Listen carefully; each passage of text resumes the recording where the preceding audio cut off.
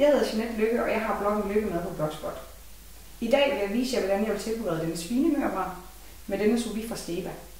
Først skal jeg vakuumere mit kød, og det gør jeg med denne vakuummaskine fra Caso. Sous viden giver mig mulighed for at tilberede kødet ved en specifik temperatur over en længere periode, og det gør, at jeg ender ud med et stykke kød, der er helt mørt hele vejen igennem og har den samme temperatur hele vejen igennem. For oksekød vil det for eksempel være en anden temperatur, og det samme gælder for grøntsager. Men skal vi ikke bare se at komme i gang? Vi skal nu i gang med at vakuumere kødet med denne vakuummaskine fra Caso. Kødet er blevet marineret med lidt timian, hvidløg, frisk citronsaft, salt og peber og lidt olie. Og det er vigtigt at være opmærksom på, at der hverken kommer kødsaft, væske eller olie heroppe på det øverste stykke, da det er her, at selve svejsningen foregår. Vi åbner maskinen, sætter posen ind, så posens åbning er herinde i hullet, da det er her, at selve luftudsugningen foregår. Vi lukker maskinen sammen og sørger for, at den siger klik i begge sider, og trykker på vakuum og svejsning.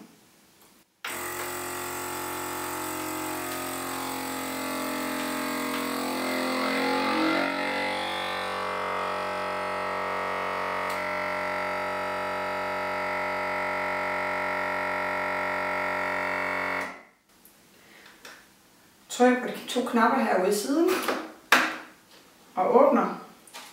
Og som I kan se, så er kødet fuldstændig vakuumpakket og nu klar til at komme ned i vandet.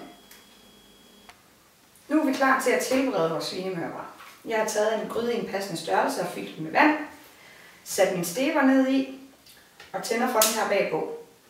Nu er det muligt at indstille på både tid og temperatur. Jeg vælger 59 grader og 3 timer, da det der vil gøre, at jeg får den perfekte svinemørbrad.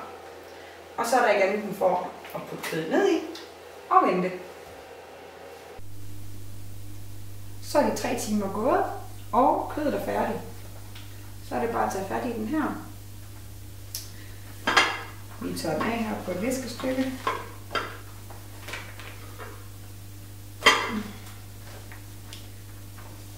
Og skærer den op, sådan at vi kan få den skåret ud. Efter jeg har taget svinemørbraden op af sous viden, har jeg lige brugt den af på en pande.